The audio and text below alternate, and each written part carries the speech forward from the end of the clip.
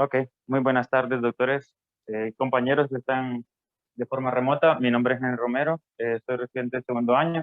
El día de hoy voy a hablarles un tema que es muy importante en la actualidad, ya que es una forma de saber si un paciente que se le detectó un pequeño nódulo en el pulmón va a requerir mayor estudio o mayor seguimiento, o si lo podemos descartar del momento desde que ya se le ha hecho el diagnóstico por imagen. Bueno, como todos sabemos, vamos a hablar del pulmón, y el pulmón son órganos pares que se encuentran en la cavidad del tórax, en donde ocurre el intercambio gaseoso. Está irrigado por un sistema que es bimodal, por el sistema pulmonar y por el sistema bronquial. Entonces, acá en este órgano ocurre el intercambio. Y vamos a hablar de ellos porque la patología justo que voy a mencionarles el día de hoy, el nódulo pulmonar se desarrolla en el parénquima, ya sea en el intersticio o en los alveolos, en donde este intercambio gaseoso ocurre. Y cuando se detecta una lesión de este tipo, que es un nódulo ya sea sólido o subsólido, vamos a tener ciertas características por radiología, por los diferentes métodos, ya sea radiografía de tórax o tomografía, que nos van a ayudar a decidir si este nódulo es benigno o tiene características sospechosas. Bueno, vamos a desarrollar algunos objetivos en la clase. Primero que todo, vamos a describir las características radiológicas de los nódulos pulmonares y cómo estos se asocian a criterios de benignidad o sospechosos de malignidad. Entonces, por eso hago la diferencia entre criterios de benignidad y malignidad. Bueno, la relación de este tema con el CA de pulmón es porque varios de estos nódulos de ciertos criterios que cumplen pueden desarrollar posteriormente un cáncer de pulmón. Y el cáncer de pulmón hoy en día en Estados Unidos es la primera causa de muerte por cáncer de forma global, y esas son estadísticas actualizadas del GloboCan del año pasado. Usualmente es tan importante tenerlo en cuenta porque muchos de estos pacientes llegan asintomáticos hasta que ya tienen un estadio muy alto en la clasificación, por lo cual ya tienen metástasis o ya están diseminados hacia otras áreas del cuerpo. Entonces, por ello, los pacientes pueden alcanzar un estadiaje muy alto al momento del diagnóstico, por lo cual tienen un mal pronóstico a 5 años. Usualmente se asocia que son pacientes mayores de 50 años y tiene relación con tabaquismo, asbestos y la enfermedad pulmonar obstructiva crónica. Esos son algunos de los aspectos que vamos a tocar el día de hoy. Bueno, de forma de introducción, ¿verdad? Y como tal, el nódulo pulmonar se define como una opacidad en el parénquima que es detectado ya sea por radiografía o por tomografía, que es menor de 3 centímetros. Esto significa que todo lo que sea menor de 3 centímetros es un nódulo, lo que es mayor de 3 centímetros es una masa. Estos, al ser caracterizados por tomografía, se nos permite tener una caracterización mucho mejor y decir que pueden haber nódulos sólidos, o sea, que tienen un componente totalmente de tejidos blandos, que es mayor a la del parénquima del pulmón, y nódulos subsólidos que ni son de la misma densidad de los tejidos blandos ni de la densidad del parénquima pulmonar, por lo cual es una categorización intermedia. Y es importante tenerlos en cuenta ya que muchos nódulos subsólidos se asocian al desarrollo de adeno-CA, adenocarcinoma de pulmón. Bueno, también se clasifican como pequeños aquellos nódulos que tienen menor de un centímetro de diámetro en su mayor diámetro. Esto significa que aquellos nódulos menores de 1 centímetro se califican como nódulos pulmonares pequeños. Uno de 13 hombres y una de 16 mujeres va a desarrollar o se le va a diagnosticar de forma incidental un nódulo pulmonar. Y de estos, solo el 20 al 30% va a desarrollar un CA posteriormente, o sea, un carcinoma de pulmón, ya sea de células pequeñas o de células grandes. Y es por ello que es importante tenerlo en cuenta, ya que se han hecho muchos estudios en donde el nódulo es tan prevalente como en el 8 al 51% de los casos en diferentes series de estudios que se han hecho en los diferentes países del mundo. Y de ellos, en esa prevalencia de hasta el 51%, se ha visto que 1 a 12% de esos pacientes que se han diagnosticado de forma incidental con un nódulo pulmonar tienen CA posteriormente. Y es por ello que caracterizarlo de forma adecuada nos permite darle al paciente un seguimiento y remitirlo en etapas tempranas de un cáncer. ¿Ok? Es a eso lo que quiero referir. Y estos nódulos pueden ser de diferentes orígenes, pueden ser de etiologías benignas y de etiologías malignas. Las etiologías malignas, que son las más que nos llaman más la atención, que son nódulos una patología primaria de pulmón, pueden ser de células no pequeñas y de células pequeñas. También pueden ser metástasis solitarias y pueden ser benignos, como los amartomas, que desde la radiografía ya podemos decir que son amartoma con seguridad. También malformaciones arteriovenosas o infecciosas, no infecciosas y congénitas, que no viene al caso de la clase para mencionarlas todas. También están aquellos nódulos que son de nódulos subsólidos que aparecen en la tomografía y pueden ser malignos, y de forma predominante, cuando hablamos de nódulos malignos, en estos vamos a hablar del adenocarcinoma de pulmón, ya que este se manifiesta en gran proporción como un nódulo subsólido. Y los benignos también pueden haber subsólidos, que son la neumonía organizativa, la fibrosis intersticial focal y la endometriosis también. Bueno, espero no llevarlo. Mande, doctor. Pues en la literatura que yo revisé personalmente, doctor, solo decía que era una densidad que no era igual a la del parénquima pulmonar, o sea que era un poco mayor, pero era menor a la de tejido blando. No leí exactamente la unidad de Confil. Ok, está bien, doctor. Bueno, primero que todo, cuando este paciente tiene que tener una evaluación clínica, la evaluación clínica se va a basar en la edad, ya que los pacientes mayores de 50 años son los que tienen mayor relación con desarrollar un carcinoma. Los síntomas, como mencioné, muchos de los pacientes son asintomáticos, pero cuando vienen con síntomas pueden ser tos, disnea, hemoptisis o algunos otros síntomas dentro del el espectro del respiratorio. El tabaquismo es uno de los factores más importantes a tener en cuenta, ya que consumir más de 30 cajetillas de cigarrillo al año es un factor de riesgo importante, y haber dejado de fumar en menos de 15 años antes del diagnóstico de un nódulo va a hacer que su riesgo sea mayor, su riesgo clínico va a ser mayor al que un paciente no haya fumado en toda su vida.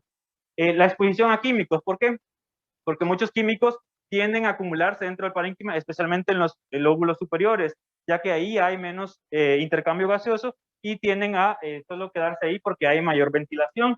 Es por ello que también, voy adelantándome, la exposición a químicos va relacionada también con desarrollo de nódulos que estén en el lóbulo superior. Eso ya lo hace un criterio de que sea sospechoso.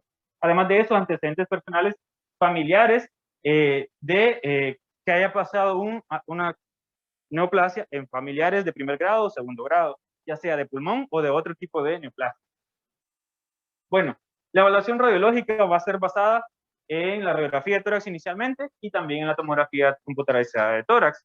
Es por ello que voy a hablarles de forma breve, ya que mi enfoque más es en parte de tomografía. Entonces, como les digo, la radiografía es el método inicial. A pesar de ello, la radiografía eh, está diseminada en todo el mundo, pero a través de ella también se pueden cometer errores, debido a que hay interposición de densidad de estructuras en el paso de los rayos X, por lo cual pueden no notarse algunos nódulos pequeños o subsólidos y pasarse por alto. Por ello, hoy en día, muchas de las revistas que logré ver es que, por ejemplo, en este artículo de la revista de radiología de la Sociedad Europea, es que hicieron un sistema de sustracción para poder mejorar la visualización de los nódulos. Es por ello que en este paciente que tenemos en esta radiografía de tórax, PA parece prácticamente normal, pero ellos al utilizar el sistema lograron identificar que había una pequeña radiopacidad de forma ovalada en el campo pulmonar del lado derecho. Eso se asoció posteriormente con un estudio de tomografía, y en este paciente se le hizo un estudio de tomografía en esta imagen, en un corte axial, en una ventana de parénquima pulmonar, se identificó el nódulo en el sitio del lóbulo medio del pulmón derecho, asociado a la densidad que se había, radiopacidad que se había observado en la radiografía.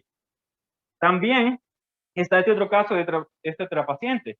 Esta otra paciente, que es una paciente de 56 años, en el cual aparentemente la radiografía PA de tórax se ve normal, pero con el sistema ellos lograron ver que esa opacidad oval que se ve en el parénquima pulmonar en la porción media sí correspondía a un nódulo como tal. Se correlacionó con tomografía de igual forma, y la tomografía reveló en esta imagen de tomografía un corte axial en ventana de pulmón, en el cual se observa un nódulo que es parcialmente sólido con un componente subsólido. Es por ello que la radiografía sí es cierto que es la más utilizada, pero no nos podemos confiar del todo cuando tenemos alta sospecha clínica. Solo para ello lo menciono. Ok, y como mencioné, el enfoque especial de la clase es la tomografía axial computarizada. Es la modalidad recomendada para el tamizaje de los pacientes en que hay sospecha de que tengan un probable CA o que tengan para hacerle tamizaje ya tengan factores de riesgo. Entonces, este estudio se va a realizar en una fase de inspiración completa que va a durar por mucho 10 segundos y se van a hacer la toma de las imágenes en el tomógrafo y van a hacer secciones delgadas tan pequeñas como menores de 1.5 milímetros que va a facilitar la valoración de las reconstrucciones de forma que den una resolución adecuada y que no se pierda detalle del nódulo. También las reconstrucciones coronales y sagitales van a ser importantes. Además de ello, la Sociedad Fleischner habla de que para el seguimiento de los pacientes que han sido diagnosticados con un nódulo de forma incidental, el seguimiento también se va a realizar con tomografía y se van a revisar todas las características que les voy a mencionar en adelante. Bueno, para empezar, tenemos este paciente, es un paciente de 84 años, es fumador de larga data, fumaba 40 paquetes de cigarrillos al día, pero en la imagen de tomografía que le tengo en este día, es una imagen de tomografía en un corte axial en la ventana de pulmón, vemos que existen varios hallazgos que están señalados. Primero, por la cabeza de flecha, hay placas pleurales de distribución difusa, calcificadas. Además de ello, tiene un nódulo de apariencia sólida de bordes lobulados e irregulares en el campo pulmonar derecho. Por todos los factores de riesgo que ya mencioné, más las características del nódulo, este es un nódulo de alta sospecha. Pero ¿cómo decido eso? Lo voy a decidir basándome en algunos criterios. Esos criterios van a estar basados primero en el tamaño, ya que voy a mencionarles datos estadísticos en que el tamaño del nódulo va a estar relacionado directamente con la probabilidad de malignidad. Las características morfológicas, y lo pongo en rojo porque es el detalle del nódulo lo que nos va a dar más información si es sospechoso o no. La tasa de crecimiento, y eso se va a valorar como el tiempo de duplicación de volumen y los factores de riesgo clínicos que el paciente tenga. Entonces, todo esto me va a ayudar a mí a decidir cómo este paciente puede tener o no tiene un nódulo no sospechoso o un nódulo sospechoso. Bueno, primero el tamaño.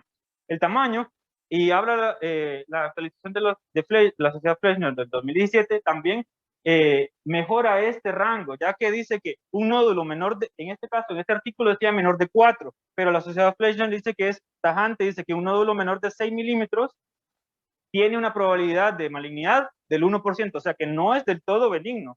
Sí puede ser maligno, pero que va a ser un riesgo menor. En cambio, un nódulo que ya supera los 8 milímetros ya tiene un riesgo del 10 al 20% de ser maligno posteriormente.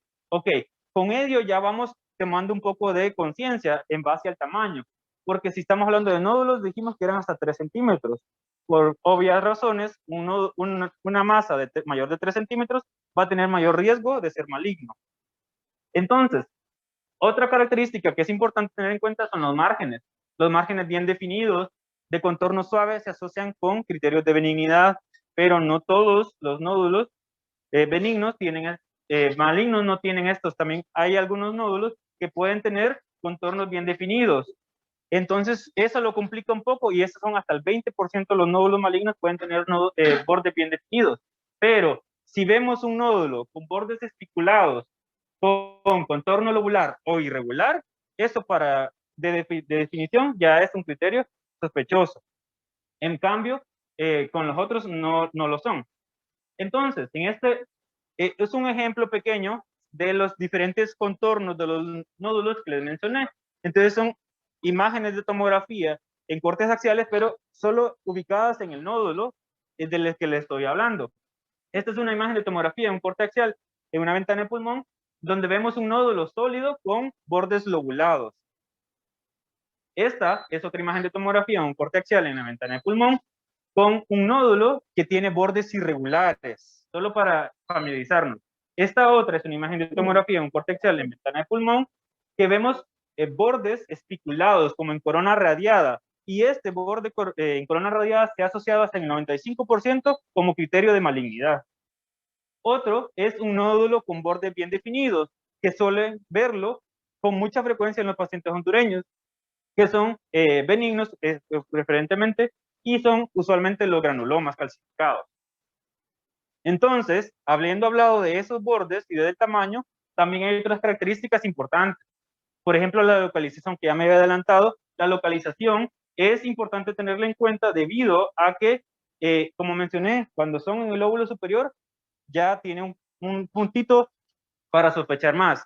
La multiplicidad. Es cierto que la multiplicidad va a ir relacionada con que si hay mucho puede ser que sea algo infeccioso, pero también las metástasis pueden ser múltiples. Entonces, ese criterio es un poquito ambiguo. La tasa de crecimiento se va a evaluar en base al tiempo de duplicación de volumen. Y el tiempo de duplicación de volumen, que lo tengo más adelante, pero se lo voy adelantando, para valorar que sea sospechoso, está entre 20 y 400 días.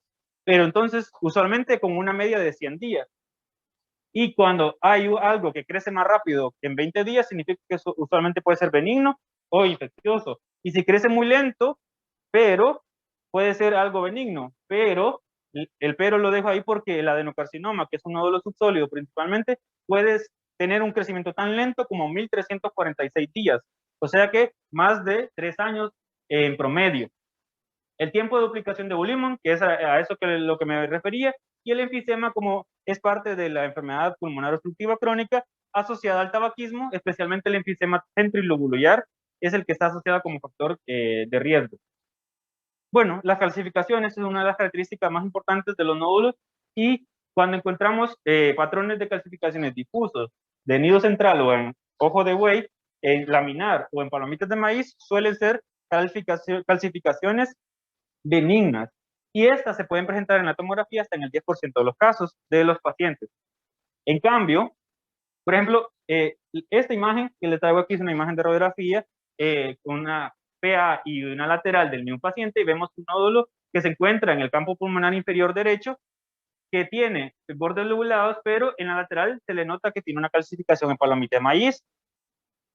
Entonces, una calcificación en palomita de maíz es un criterio patognomónico de amartoma prácticamente. También están las calcificaciones sospechosas de malignidad, pueden ser reticulares, estamomatosas, excéntricas, amorfas, y estos son criterios de malignidad. Entonces, si vemos una calcificación reticular o estamomatosa puntiforme, que es la estamomatosa, excéntrica hacia la periferia del nódulo, o amorfas, son criterios para usarlos como malignidad. También hay otros signos tomográficos que pueden ser relacionados, como el signo del halo, que es un nódulo sólido rodeado por un halo de vidrio ilustrado, y eso es el signo del halo, pero el signo del halo puede asociarse no solo a nódulos malignos, sino también a nódulos benignos, especialmente cuando, por ejemplo, ahorita, que es muy frecuente, que pueden haber nódulos con este tipo de patrón en infecciones virales. También el halo reverso, que es el signo del atolón, que es el que se ve en COVID especialmente, este se puede ver en tumores que hayan recibido tratamiento con radiofrecuencia. O sea que inicialmente no la tenían, pero después de la radiofrecuencia lo presentan en la imagen de tomografía. La atenuación grasa. A la atenuación grasa, al ponerle el ROI de la tomografía dentro del nódulo y tener una unidad de Hounsfield entre menos 40 y menos 120, va a ser característico de contenido graso, y usualmente son los amartomas, pero también pueden haber lesiones lipoideas o, en última instancia y menor frecuencia, el liposarcoma. O sea que es bien poco frecuente. También están las calcificaciones, y las calcificaciones en la tomografía se van a ver como mayores de 200 unidades Hounsfield, y como dije, son hasta el 10% de los nódulos lo presentan. El broncograma aéreo también se puede presentar en algunos nódulos malignos, pero es más asociado a procesos benignos como las neumonías. Bueno, en este caso es el signo del halo reverso, lo que les traigo a colación, es una imagen de tomografía, la del lado derecho, en donde vemos un nódulo sólido, pero recibió tratamiento con radiofrecuencia. 3 meses después se le hizo la tomografía control y vemos que tiene una porción central en vidrio ilustrado con una porción periférica de forma que es más densa o sólida, y es por eso que es el signo del halo reverso. Ok, este es otro, no, es una imagen de tomografía, un corte axial, pero solo enfocada en el campo pulmonar izquierdo, especialmente porque hay un nódulo que tiene densidad grasa, y la densidad grasa en este nódulo fue asociada a un amartoma. Ok, y este solo es un ejemplo para recapitular los patrones de calcificaciones, que viene solo a mencionar la número A, que es una clasificación central en ojo de buey, que es benigna. La número 2, o inciso B, una calcificación difusa, típica de granulomas. La tipo 3, o inciso C, es característico de un patrón laminar, que es benigno también de los granulomas. La tipo, el inciso D es una clasificación en palomita de maíz, característico de hamartomas. Y por último, las últimas dos son sospechosas de malignidad, ya que una es excéntrica y amorfa. Esas son las clasificaciones sospechosas de malignidad. Bueno, los nódulos cavitados también pueden existir y usualmente los benignos suelen ser asociados a abscesos, infecciones granulomatosas, vasculitis e infartos. Y en estos también hay que hacer hincapié de que pueden haber algunos nódulos primarios y metastásicos que pueden ser cavitados, especialmente los de origen epidermoide. Especialmente en este caso, si fuese el primario, sería el CA epidermoide de pulmón. Y los edad metastásicos son los que tienen origen epidermoide, especialmente los melanomas. También, y esto es importante tener en cuenta que no solo es que el nódulo esté cavitado, sino el grosor de la pared y el aspecto de la pared nos van a hacer la definición. Es por ello que los nódulos cavitados con paredes lisas y delgadas, menores de 5 milímetros, suelen ser benignos. Pero aquellos que tengan paredes gruesas e irregulares y mayores de 15 milímetros, en un 94% de los casos son asociados a algo maligno, pero pueden haber excepciones, como es el caso del que les traigo en este momento. Es una paciente que está siendo tratada por un CA de páncreas con tratamiento y todo, y desarrolló una trombosis venosa profunda del miembro inferior derecho. Esta paciente empezó con signos de tromboembolia, por decirlo así. Empezó con disnea, taquimnea de forma súbita y desarrolló este nódulo cavitado de pared gruesa e irregular. Pero al hacerle la tomografía, vieron que en la imagen de tomografía en corte axial en la ventana de pulmón, vieron ese nódulo cavitado que al asociarlo con la imagen de tomografía en un corte axial en ventana mediastino, vieron que había un gran trombo en la arteria pulmonar del lado izquierdo. Y eso asociado, o sea que pueden haber excepciones pequeñas. Para eso lo traigo ese dato. ¿Ok? Entonces, por último, voy a hablarles de los nódulos subsólidos, porque los he dejado un poquito al lado. Los nódulos subsólidos son aquellos que pueden ser en vidrio esmerilado o ser mixtos o parcialmente sólidos. Es por ello que estos se pueden asociar a procesos benignos como infecciones, inflamación, hemorragia o neoplasias, y pueden presentar también en la neoplasia, especialmente los adeno-CA y adenocarcinomas. Se dice que muchos de estos nódulos subsólidos, hasta en un 37%, 37.6%, los que son puros en vidrio ilustrado, desaparecen a los 3 meses en la tomografía control, y los que son 48.7% de los que son parcialmente sólidos o subsólidos desaparecen en la tomografía a los 3 meses de control. Pero cuando estos nódulos persisten, levanta la sospecha que pueda ser algo maligno. O sea que cuando se detecta un nódulo subsólido, hay que hacer una tomografía control a los 3 meses para valorar la persistencia. Entonces, si en las imágenes lo que vamos a valorar es la atenuación. Si la atenuación ha aumentado, es por ello que dice que, por ejemplo, si hay un nódulo subsólido que tenga una atenuación de menos 609 unidades Confield, puede ser una hiperplasia de adenomatosa atípica. O sea que es algo premaligno. Y cuando las unidades Confield van aumentando, por ejemplo, hasta menos 319 unidades Confield, va a ser asociado a un adenocarcinoma preinvasivo. Entonces, esa atenuación que va aumentando es un indicador de que puede ser algo, desarrollarse algo maligno. También si desarrolla un componente sólido o si el componente sólido tiene un radio mayor en el nódulo.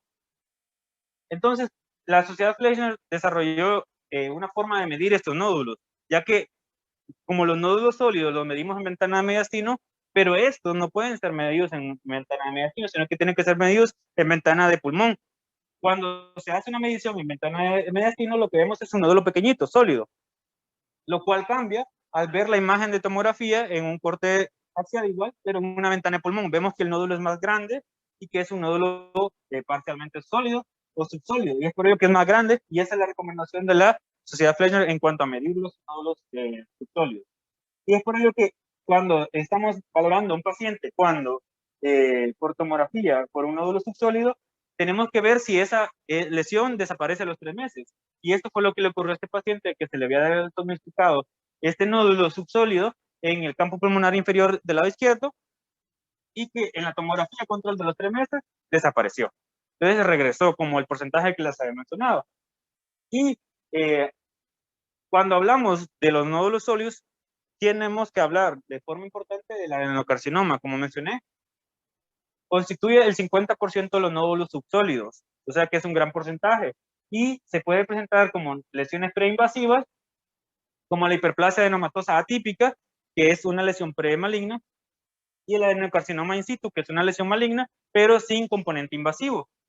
Entonces, esta es una clasificación actualizada del adenocarcinoma, pero no es mi objetivo mencionárselos, sino que es cómo el adenocarcinoma tiene múltiples características de acuerdo al tipo de lesión que está en el estadio histológico. Pero en sí, lo que me interesa a mí es hablarles de esto, que la hiperplasia adenomatosa típica, como el adenocarcinoma predominantemente lipídico y que ya es algo invasivo, tienen características que son nódulos en vidrio ilustrado y pueden verse como pequeños. La hiperplasia adenomatosa típica usualmente es menor de 10 milímetros, pero pueden haber algunas que son mayores de 10 milímetros. El adenocarcinoma in situ es un nódulo subsólido menor de 3 centímetros, o sea, es un nódulo como tal, y tiene un crecimiento lipídico. El crecimiento lipídico solo dice que crece alrededor de la superficie de los alveolos, que no sin invadir en ese momento, ya que ello, al invadir hasta un 5 milímetros, ya constituye un adenocarcinoma mínimamente invasivo, que lo diferencia del adenocarcinoma predominantemente lipídico y de otras variantes invasivas.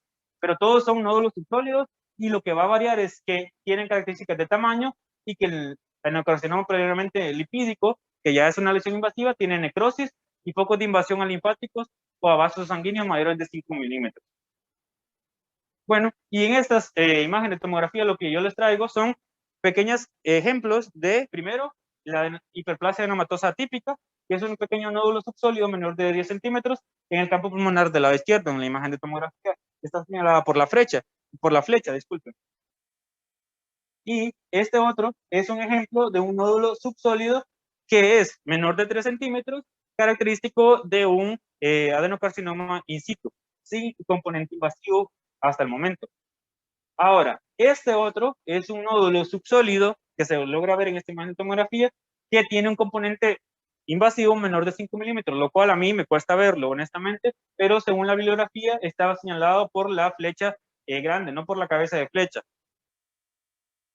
Y por último, el adenocarcinoma predominantemente lipídico, o sea, tiene un componente invasivo a vasos sanguíneos y linfáticos, y vemos los bordes espiculados de forma característica. Entonces eso es algo maligno, ya eso es invasivo. Y por último, otras características que nos pueden ayudar a diferenciar un nódulo subsólido son el tamaño y la forma, que ya las hablamos, y por último, que tenga muestras marginales, que esté lobulado, que esté especulado, que la interfaz esté bien definida, pero que esté gruesa en comparación al componente del parénquima normal, y que hayan pseudocavitaciones o broncograma aéreo. Y por último, la valoración de potencial maligno va a ser basada en los pilares del crecimiento, real y metabolismo, y estos van a ser el crecimiento, como ya me había adelantado, entonces solo voy a redundar en lo que ya dije. El volumen se va a calcular en el tiempo de duplicación de volumen, y ese intervalo va de 20 a 400 días. Si es menor de 20, es algo benigno, porque nada maligno va a crecer tan rápido. Y si es mayor de 400, usualmente suele ser benigno, que es la estabilidad a los 2 años. Pero siempre hay excepciones a esa regla, como mencioné. El adenocarcinoma subsólido es la excepción, y ese crece tan lento que como 1346 días. Los nódulos subsólidos, el crecimiento, una estabilidad en 2 años nos dice que son criterios de benignidad, pero los nódulos subsólidos pueden desarrollar otras características, como el aumento del tamaño del componente sólido, o aumento de la atenuación, o aumento o desarrollo de un componente sólido como tal. Y este es un ejemplo de ello. Este nódulo subsólido solo creció 0.3 en 2 años. 0.3 porque medía 1.5 y midió 1.8 centímetros en el diámetro largo. Y cuando le hicieron biopsia, tenía un adenocarcinoma la paciente. Y en cambio, bien, mande. En este caso, solo hicieron la medición del diámetro mayor, pero la medición exacta es del volumen. Y esa se hace primero en el corte axial, el corte transversal y en AP, y en, el corte, en una reconstrucción coronal vamos a medir el diámetro anteroposterior. Entonces, la medición exacta es el volumen, pero en este caso solo estoy utilizando la medición más larga como criterio para decirles que creció, nada más. Sí, porque el tiempo de duplicación de volumen se asocia que cuando el nódulo duplica su volumen, multiplica su diámetro en 26%. Entonces a eso se refiere, o sea que lo que más cambia es el volumen, pero no tanto el diámetro más largo. Y este otro nódulo que era subsólido, pero desarrolló un componente sólido que está señalado por la cabeza de flecha en esta imagen de tomografía, un corte axial en ventana de pulmón, y esto se biopsió y también tenía un adenocarcinoma, porque el desarrollar un componente sólido de un nódulo subsólido previamente es un criterio de que haya desarrollado algo maligno. Y por último, el realce.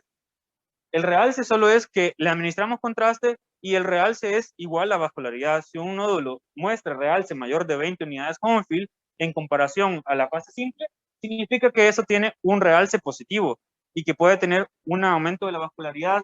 Y la vascularidad va a estar asociado a que sea más maligno, porque los nódulos malignos tienen mayor capacidad de angiogénesis y vasculogénesis.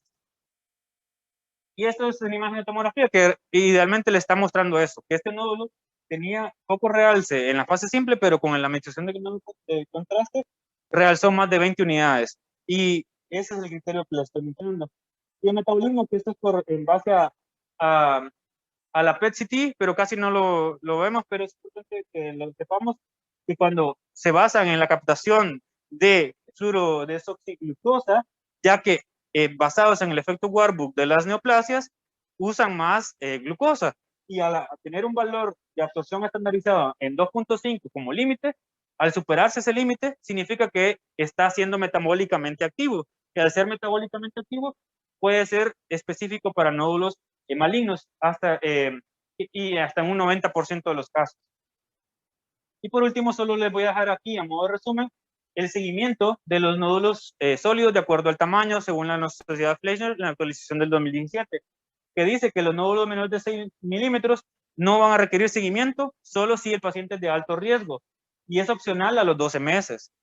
Pero cuando hay nódulos sólidos que miden entre 6 a 8, el seguimiento es casi obligatorio, porque como mencioné, tienen porcentaje de probabilidad de malignidad bastante elevado, y pueden ser a los 6 a 12 meses o pueden ser a los 3 a 6 meses el seguimiento. Y como en este cuadro les menciona que los nódulos menores de 6 milímetros no requieren seguimiento de rutina, pero sí hay nódulos que pueden tener un componente de que el paciente tenga de alto riesgo por los factores clínicos y se le puede hacer seguimiento opcional a los 12 meses. Y es por ello que los dejo ahí, estos parámetros que utilizan especialmente los 3 y 6 meses como criterios de seguimiento, especialmente si hay factores sospechosos. Y por último, los nódulos subsólidos, que pueden ser, el seguimiento va a ser casi igual. Entonces, en los menores de 6 milímetros no se requiere seguimiento, pero en los mayores de 6 milímetros o un volumen mayor de 100 milímetros cuadrados, van a requerir un seguimiento a los 3 y 6 meses. Primero a los 3 meses para ver si desapareció. Y después, si no desapareció, el seguimiento posterior a 3 o 6 meses, dependiendo de las características. Y por último, esto es a modo de resumen, les traigo para que vean que hay factores clínicos y factores imagenológicos. Y como bonus solo encontré este detalle en un artículo, solo para mencionárselos, que dice que es un algoritmo matemático basado en la análisis de textura de los nódulos por tomografía, que hace un scan de base y un scan de validación para ver que el nódulo existe y analiza la textura, y al analizar la textura y los contornos, hace una extracción matemática y le da una probabilidad de un score de malignidad. Eso es como agregado. Que eso es algo que mencionaba la revista de la Sociedad Europea de Radiología. Muchas gracias por su atención. Les dejo con esta fotografía de Hobbiton, que es en Nueva Zelanda, donde se filmó la película actual de El Señor de los Anillos. Y muchas gracias por su atención. Vale $80 la entrada, por cierto, y 44 los niños. Sí, al Hobbiton en Nueva Zelanda.